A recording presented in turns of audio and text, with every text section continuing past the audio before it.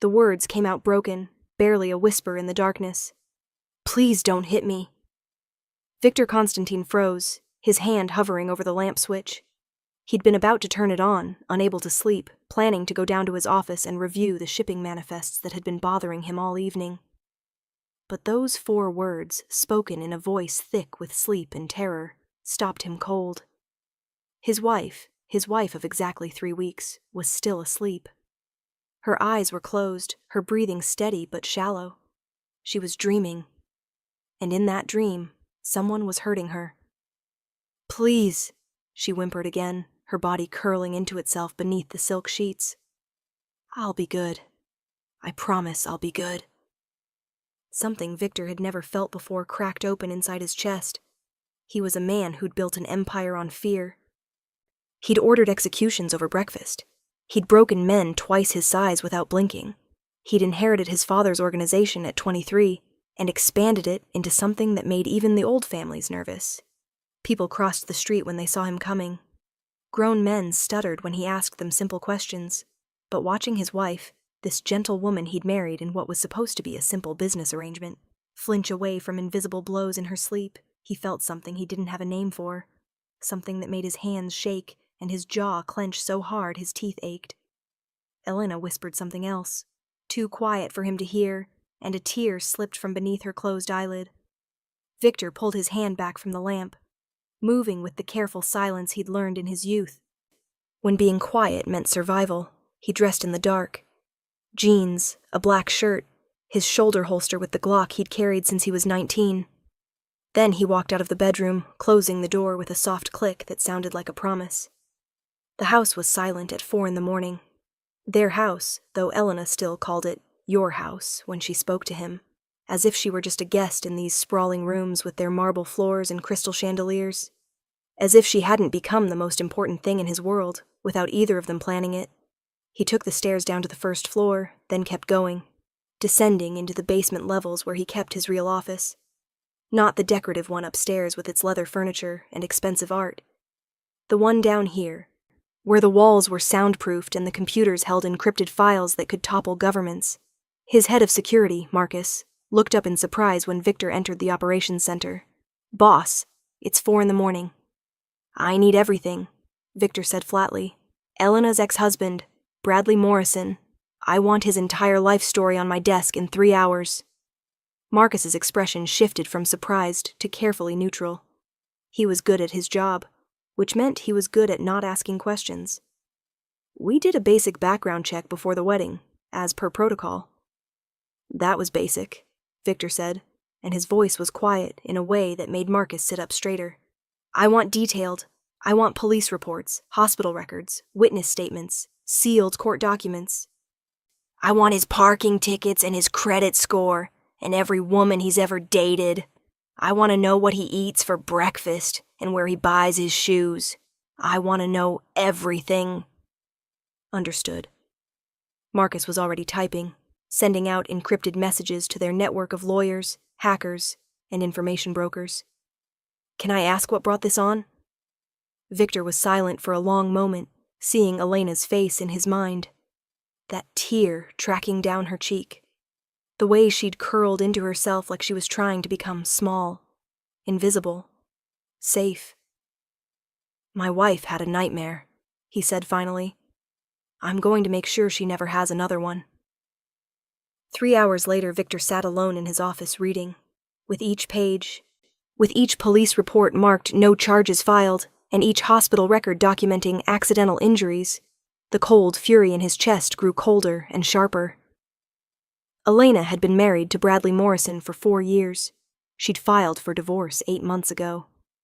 The divorce had been finalized 6 weeks before Victor's business associate Thomas Warren had suggested an arrangement. Thomas's daughter Elena needed protection and a fresh start.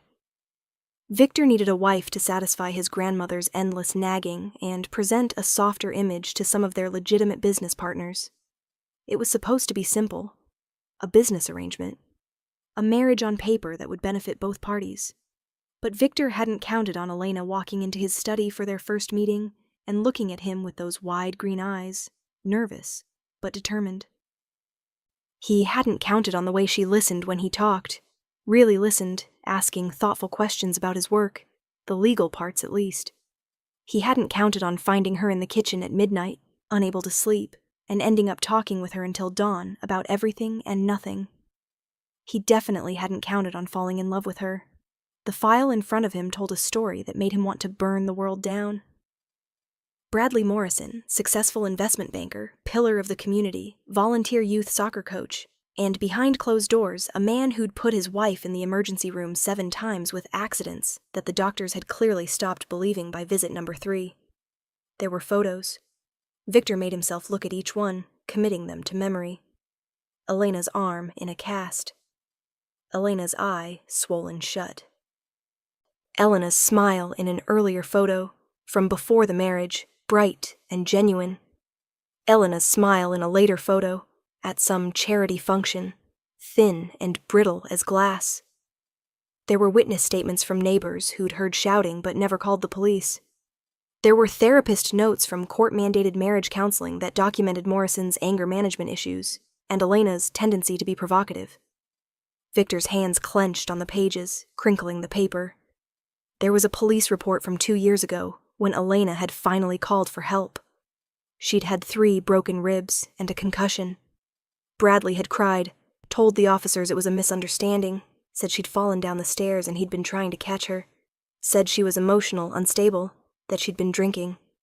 Elena had been too terrified to contradict him. No charges filed. And there, at the bottom of the file, was the most recent information. Bradley Morrison had been making inquiries, asking questions about Victor's business arrangement with his ex-wife.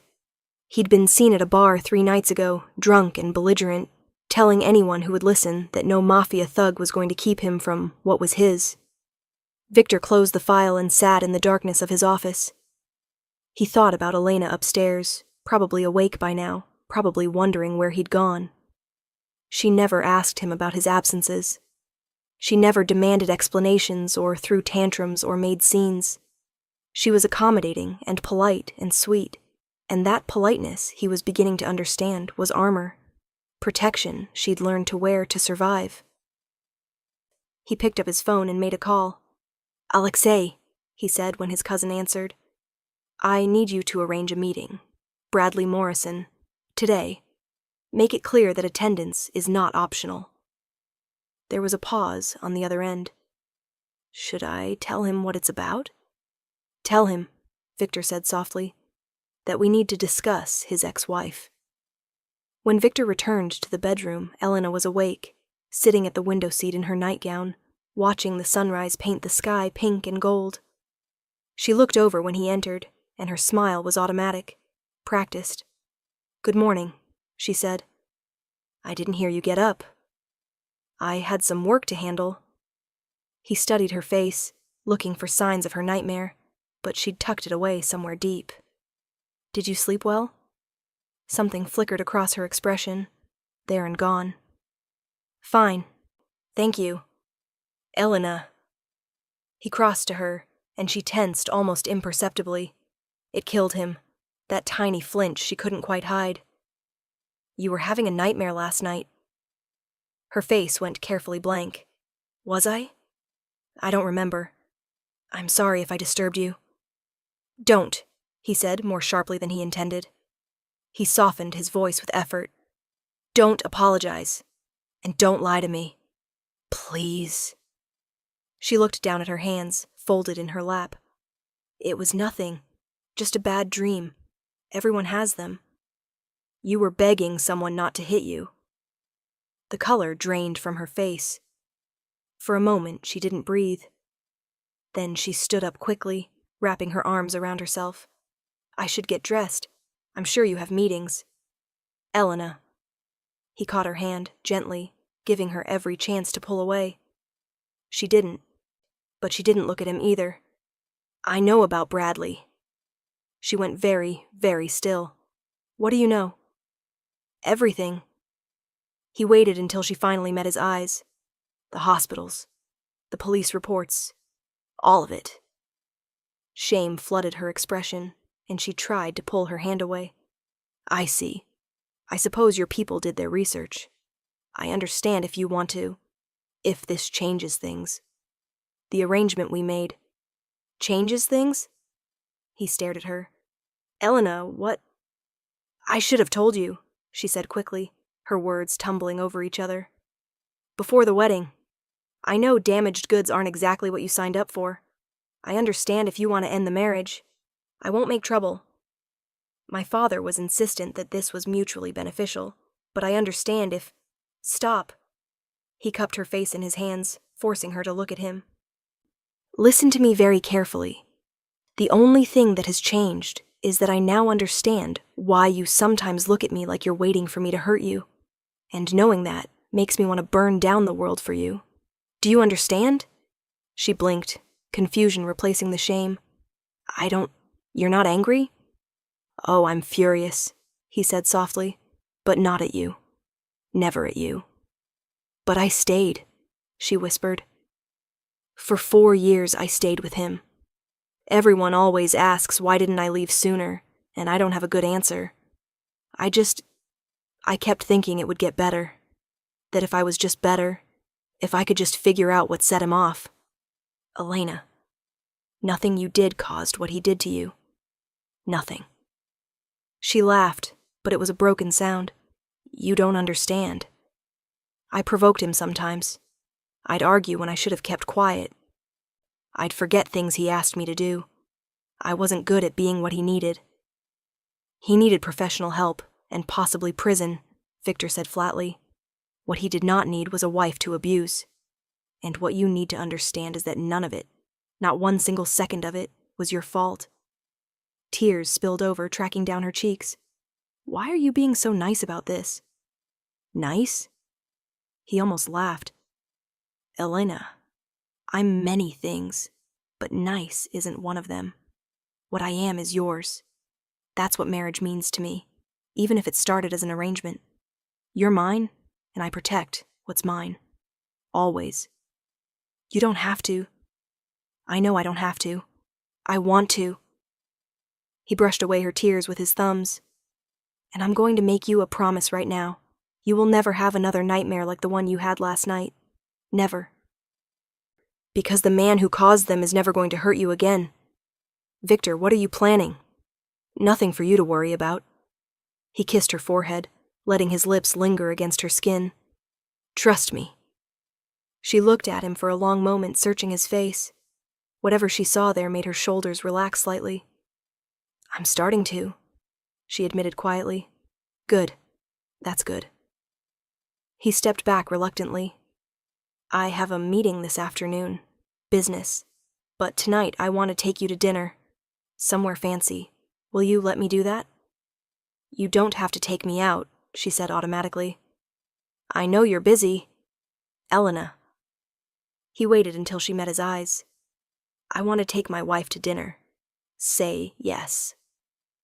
A small smile tugged at her lips, and it was more real than any smile he'd seen from her before. Yes. Good. Wear something that makes you feel beautiful. I'll have the car ready at 7. The meeting was set for 2 o'clock at a warehouse on the south side of the city. Victor arrived 15 minutes early, which meant he was there when Bradley Morrison pulled up in his BMW, looking irritated and confused. Marcus and 3 other men were waiting inside. They'd set up a single chair in the middle of the empty space, lit by a hanging bulb that cast harsh shadows. Very theatrical. Victor usually didn't bother with this sort of staging, but today he wanted Bradley Morrison to be afraid. Morrison walked in trying to project confidence, but his eyes darted around the warehouse nervously. What is this? I was told this was a business meeting. It is, Victor said from the shadows. He stepped forward into the light and watched Morrison's face pale as he recognized him. We have business to discuss. Look, I don't know what Elena told you. Sit down. The command in Victor's voice made Morrison obey before he thought about it. He sat in the chair, then seemed to realize he'd just followed an order and tried to stand back up. Marcus's hand on his shoulder pushed him back down. I don't have to listen to this, Morrison blustered. She was my wife. What happened between us is none of your business. Victor moved closer, into the light. She was your wife. Past tense. She's my wife now, which makes everything about her my business. This is about her, isn't it? She's been lying about me, hasn't she? She's unstable. Always has been. You need to know what you're dealing with. I've seen the hospital records, Victor said quietly. All 7 visits. I've read the police reports. I've talked to your neighbors, your co-workers, the therapist from your marriage counseling. I know exactly what I'm dealing with, Mr. Morrison, and I know exactly what you are. Morrison's face flushed red. She told you her version, I'm sure. Did she mention how she antagonized me? How she'd push and push until I snapped? Did she tell you she drove me to it? Here's what's going to happen, Victor said, as if Morrison hadn't spoken. You're going to leave the city. I don't care where you go, but you're going to go far away. You're never going to contact Elena again. No calls, no letters, no showing up at places you think she might be. You're not going to talk about her to anyone. You're going to forget she exists. You can't tell me what to do, Morrison sputtered. I have rights. She was my wife for 4 years. You've known her for what, a few weeks? You think you can just... I'm not finished. Victor's voice dropped lower, and Morrison's mouth snapped shut. If you violate any of these terms, if I hear that you've so much as said her name, I will make you disappear, not kill you. That would be too quick. I'll make you vanish in ways that will have investigators searching for years. And before you disappear, you'll experience every single bit of pain you ever inflicted on her. Every bruise, every broken bone, every moment of terror. Do you understand me? Morrison tried to laugh, but it came out shaky. You can't threaten me. This is America. I'll go to the police. The police? Victor smiled, and it was not a pleasant expression. Please do. Tell them all about how a Mafia boss threatened you. Show them whatever recording device you are undoubtedly wearing. I'm sure they'll be very interested in opening an investigation into you while they're at it. I have 7 hospital reports that paint a very ugly picture. The statute of limitations hasn't expired on most of them. The color drained from Morrison's face. But more than that, Victor continued, I want you to understand something. I'm not threatening you because I'm a criminal. I'm threatening you because you hurt someone I love. If I were just a businessman, just a regular husband, I'd still find a way to destroy you for what you did to her. The only difference is that I have more resources to do it with. She's just playing victim, Morrison said desperately. You'll see. Give it time. You'll see what she's really like. She'll drive you crazy, too. Victor moved faster than Morrison could track, his hand closing around the other man's throat. Not squeezing, just holding. A promise. That's the last time you speak about her. Are we clear? Morrison nodded frantically. Victor released him and stepped back, disgusted. You have 1 week to leave the city. Marcus will be watching. If you're still here in 8 days, you'll discover I'm a man of my word. He turned and walked toward the exit, then paused. Oh, and Mr. Morrison? The nightmares you gave my wife? She whispered, please don't hit me, in her sleep last night. That's why you're still breathing right now instead of choking on your own blood. I wanted to kill you the moment I heard those words. I still want to. But Elena deserves better than having your death on her conscience. So instead, you get mercy you don't deserve. Use it wisely. He left without looking back. At 7 o'clock that evening, Victor knocked on the bedroom door. Elena, are you ready? Almost. Her voice was nervous, excited. When she opened the door, he forgot how to breathe for a moment. She wore a deep blue dress that brought out her eyes, her hair loose around her shoulders in soft waves. She'd put on makeup, just enough to highlight her features, and she looked beautiful and uncertain all at once. Is it okay? She asked, smoothing down the dress. I wasn't sure what kind of restaurant. You're perfect, he said, and meant it with every fiber of his being. Elena, you're absolutely perfect, she blushed, pleased and embarrassed. You look very handsome too, though you always do. He'd worn his best suit. The charcoal one she'd once mentioned looked good on him, though he doubted she remembered saying it. He'd remembered, though. He remembered everything about her. The restaurant was La Stella, the most exclusive place in the city. Victor had bought it 3 years ago as an investment, which meant getting a table was never a problem. The owner, Antonio, greeted them personally, showing them to a private balcony overlooking the city lights. "Victor," Elena said softly as they sat down, "this is too much. You didn't have to." "I wanted to," he said simply. "Let me spoil you, please." She bit her lip, then nodded. "Okay." They talked through dinner, and it reminded him of that first midnight conversation in the kitchen. Elena told him about her childhood, her dreams of becoming a teacher before she'd gotten married, and Bradley had discouraged her from working. She told him about the garden she wanted to plant, if that was okay, and the cooking classes she'd been thinking about taking. Victor listened to every word, watching the animation return to her face as she talked about things that made her happy. He told her about his grandmother, who'd raised him after his parents died, and who'd taught him that power without honor was worthless. He told her about his plans to move more of the business into legitimate enterprises, how he wanted to build something that could last generations without the constant threat of violence. "You'd be good at that," she said thoughtfully. "You're good at seeing the big picture, and you're fair with people, I've noticed. Your employees respect you. Most of them fear me. Some of both, maybe, but fear alone doesn't create loyalty. You have people who've worked for you for years. That's not just fear." He reached across the table and took her hand. "You see the best in people." "Not in everyone," she said quietly. I used to. I used to think everyone had good in them if you just looked hard enough. But I've learned better." "Elena, it's okay," she said quickly. "I'm not who I used to be, but I'm learning to be okay with who I am now." "And who's that?" She thought about it, her fingers tightening around his. "Someone stronger than I thought. Someone who survived. Someone who's learning not to apologize for taking up space in the world." "Good," he said fiercely. "Take up all the space you want. You belong here, in my life, in my home.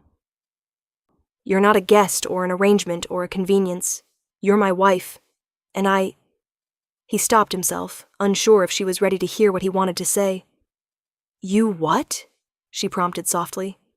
"I'm falling in love with you," he admitted. "I know that wasn't part of our arrangement. I know this was supposed to be business, but I can't help it. Every day I fall a little more. The way you laugh at my grandmother's stories. The way you've slowly been making the house into a home.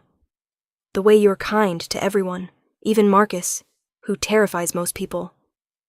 I'm in love with you, Elena, and I need you to know that. I don't expect you to feel the same way. Not yet. Maybe not ever. But I needed you to know." Her eyes were bright with tears. "Victor, you don't have to say anything," he said quickly.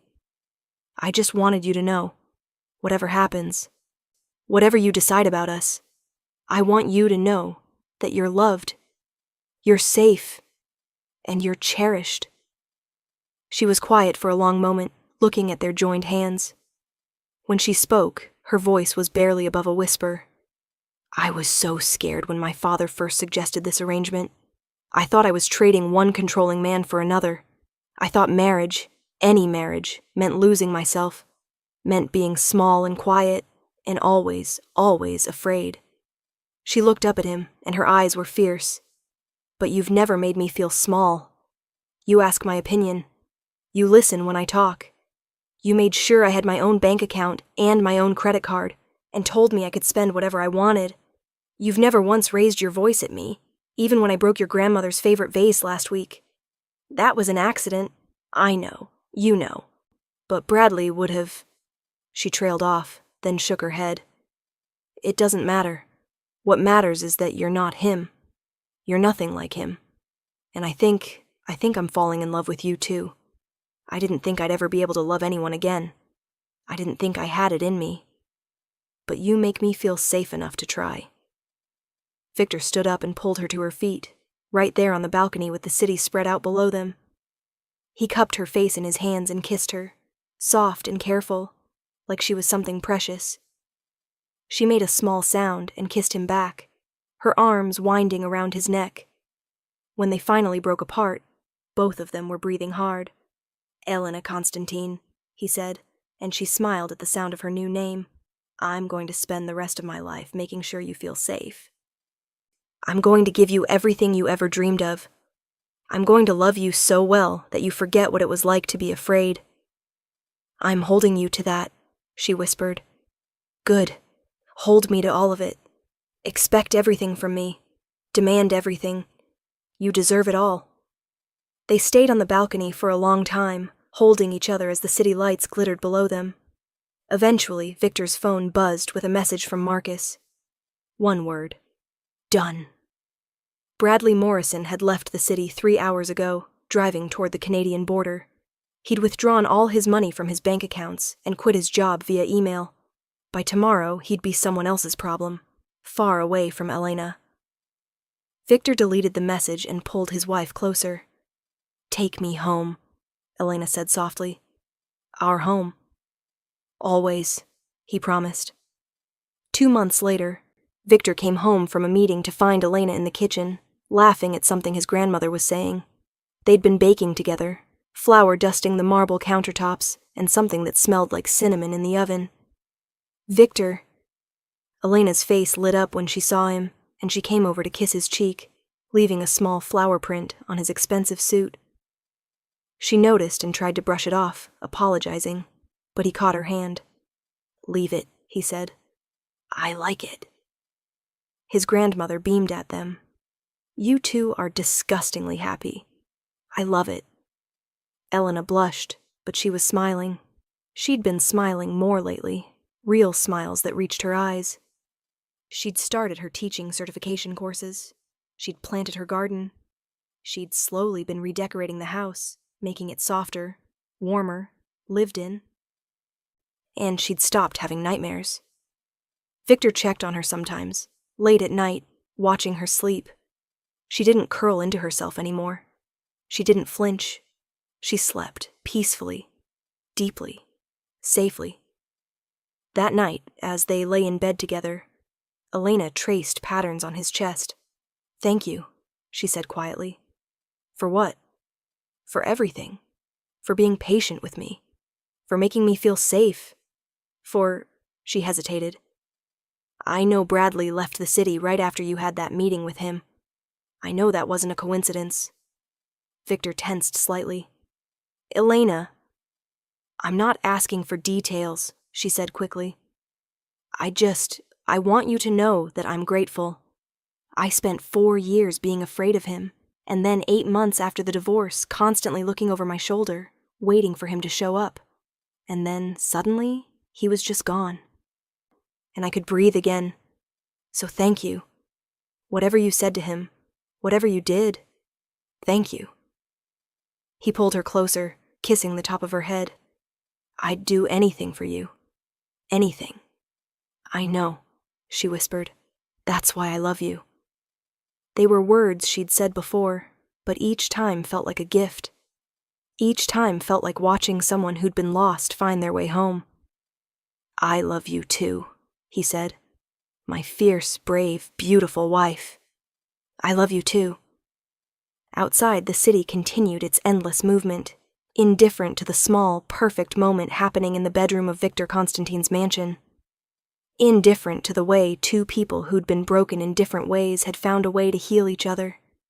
Elena fell asleep in Victor's arms, peaceful and safe, and Victor stayed awake a little longer, watching over her, keeping the promise he'd made at 4 a.m. in his office. She would never have another nightmare. He'd burn down the world to make sure of it. But for now, holding her close while she slept without fear, he'd already won the only battle that mattered. 6 months into their marriage, Elena was in the garden when she heard the car pull up. It wasn't Victor's car. She knew the sound of his engine, the particular way his driver took the turns in their driveway. This was different, unfamiliar. She stood up from where she'd been planting roses, brushing dirt from her hands, and that's when she saw him. Bradley Morrison stood beside a rental car, looking thinner than she remembered, his eyes wild and unfocused. He'd grown a beard that didn't quite hide how gaunt his face had become. The gardening shears fell from Elena's hand. "Elena!" Bradley said, and his voice was pleading, desperate. "Elena, please! I just need to talk to you." She took a step backward, then another. Her phone was in the house. The panic button Victor had installed by the back door was in the house.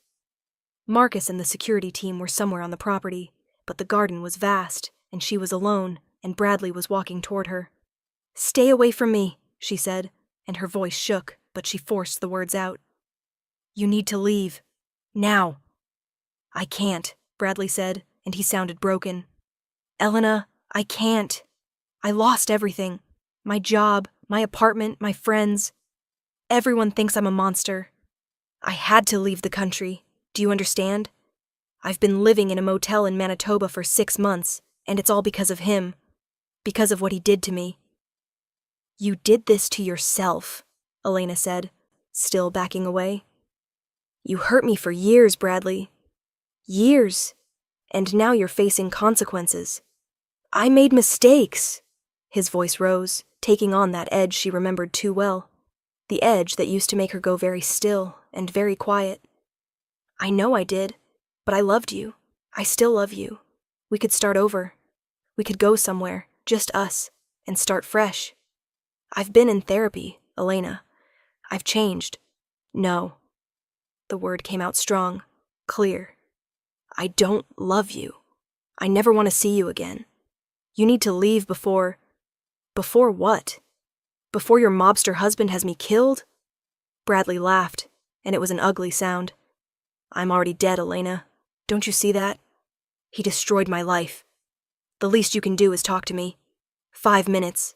That's all I'm asking. I don't owe you anything." Elena's back hit the garden wall. She was cornered, trapped, and her heart was racing so fast she thought it might burst. "Please, just go." "I drove 15 hours to see you," Bradley said, still advancing. 15 hours without stopping, because I knew if I stopped, I'd lose my nerve. "I just need you to understand. I need you to tell him to call off his dogs. You need to step away from my wife."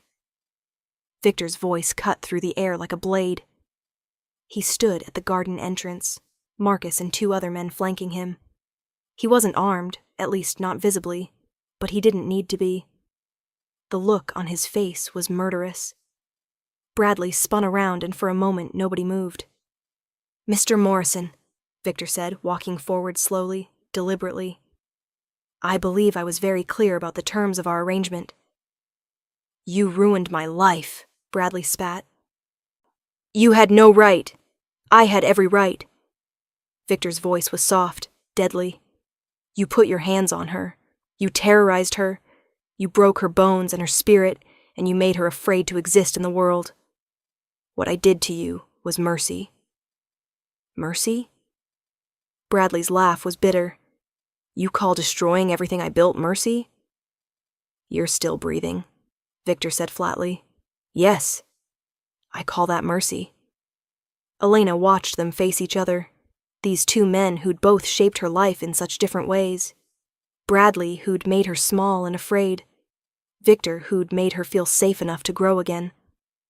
"Elena," Bradley said, turning back to her, "please, tell him I'm not a monster. Tell him we can work this out." "No," Elena said, and her voice was steady now. Victor was here. She was safe. "You are a monster, Bradley. And I'm not afraid of you anymore." Something shifted in Bradley's expression. The desperation bled away, replaced by the cold rage she remembered too well. "You ungrateful." He lunged toward her, and everything happened at once. Victor moved faster than she'd ever seen him move, intercepting Bradley before he got within 3 feet of Elena. Marcus and the other men rushed forward. There was a brief, violent struggle, and then Bradley was on the ground, Victor's knee on his back, Victor's hand fisting in his hair. "You just made the worst mistake of your pathetic life," Victor said quietly.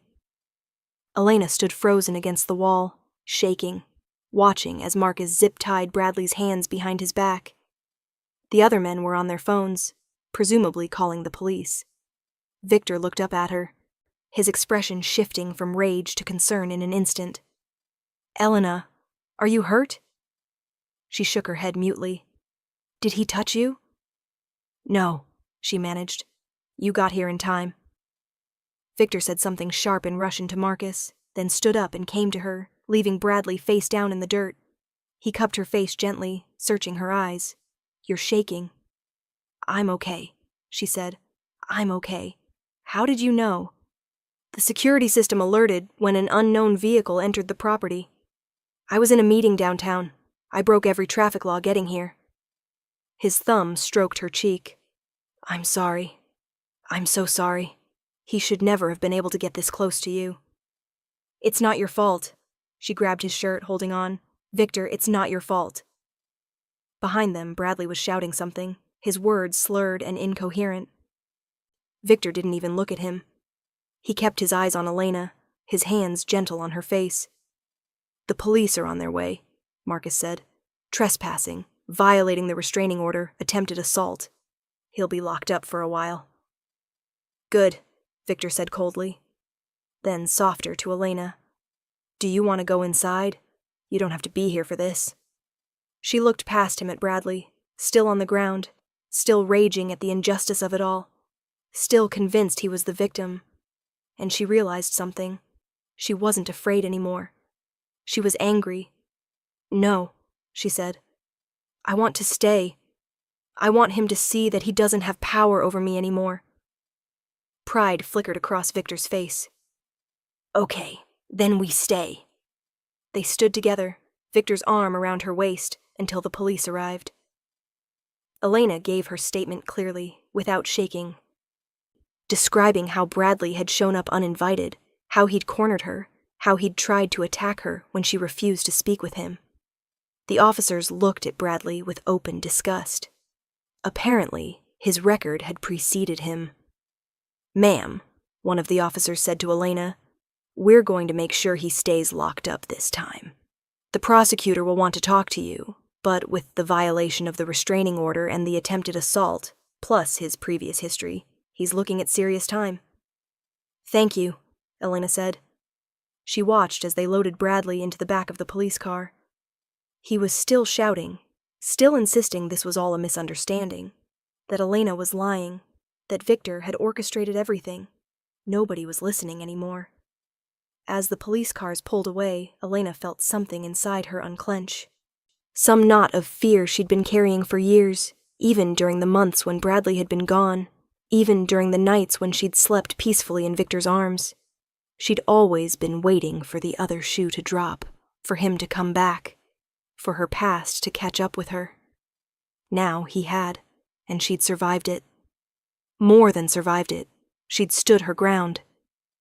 "Are you sure you're okay?" Victor asked again, his hand rubbing soothing circles on her back. "I am," she said, and realized it was true. "I really am. He scared me, but he didn't break me. He can't break me anymore." "No," Victor agreed. "He can't. You're too strong for that." "I'm strong because you made me feel safe enough to be strong," she said, turning to face him. "Before you, I spent so much energy just surviving that I didn't have anything left to be strong with. But you gave me space to heal. You gave me room to remember who I was before him." "Elena, let me finish," she said. "I need to say this. You saved my life, Victor. Not just today, but 6 months ago when you married me, when you gave me a safe place to land, when you loved me even though I was broken." "You were never broken," he said fiercely. "Hurt, yes. Traumatized, absolutely. But never broken. You've always been whole, Elena. You just needed someone to help you see it." She kissed him then, there in the garden with Marcus and the security team, politely looking away. She kissed him with everything she had, gratitude and love, and the fierce joy of knowing she was finally, truly, free. When they broke apart, Victor was smiling. "Come on," he said. "Let's go inside. I think we could both use some of my grandmother's terrible tea." Elena laughed, the sound bright and genuine. It's not terrible. It's just an acquired taste. It's terrible, Victor said, but he was grinning. But she makes it with love, so we drink it anyway. They walked toward the house together, Victor's arm around her shoulders, Elena's arm around his waist. Behind them, the garden was peaceful again, the roses Elena had planted swaying gently in the breeze. That evening, after the statements had been given and the lawyers had been consulted, and Victor's grandmother had force-fed them both dinner and terrible tea, Elena and Victor sat together in his study. Their study, she corrected herself mentally. Their home. I need to tell you something, Elena said. Victor looked up from the papers he'd been pretending to read. What is it? When Bradley showed up today, I was terrified, she admitted. But I was also angry. For the first time, I wasn't just scared. I was furious that he thought he could still control me, that he thought he had any right to me. That's good, Victor said. Anger is healthy. Anger means you know you deserved better. I did deserve better, she said. I do deserve better. And I have better. I have you. She stood up and crossed to him, settling herself on his lap. He wrapped his arms around her automatically, his face nuzzling into her neck. Marry me again, he said suddenly. She pulled back to look at him. What? I know we're already married, he said, but that was business, a transaction. I want to marry you again for real this time, with all our family and friends there, with vows we actually mean. With you in a white dress looking beautiful and me trying not to cry at the altar. You'd cry? She teased gently. I'd absolutely cry, he said seriously. Watching you walk toward me, choosing me, promising to spend your life with me. Elena, I'd be a mess. Her eyes filled with tears. Yes, she whispered. Yes, I'll marry you again. 100 times if you want. Once more is fine, he said, smiling. But I want to do it right. I want to stand in front of everyone we care about and tell the world that you're mine and I'm yours. I want my grandmother to weep happy tears and Marcus to look uncomfortable in a tuxedo. I want our wedding photos on every wall of this house. I want everything, Elena. With you, I want everything. Then let's have everything, she said, kissing him softly. Let's have the wedding and the photos and the life we both deserve. Let's have it all. 2 months later, Elena stood in front of a mirror, looking at herself in her wedding dress. It was ivory silk, simple and elegant, nothing like the overdone monstrosity she'd worn the first time she'd gotten married. This dress made her feel beautiful, confident, like herself. Her father knocked on the door. Elena, are you ready? Almost, she said. Come in. Thomas Warren had been skeptical of the arranged marriage at first, worried that he was trading his daughter from one dangerous situation to another.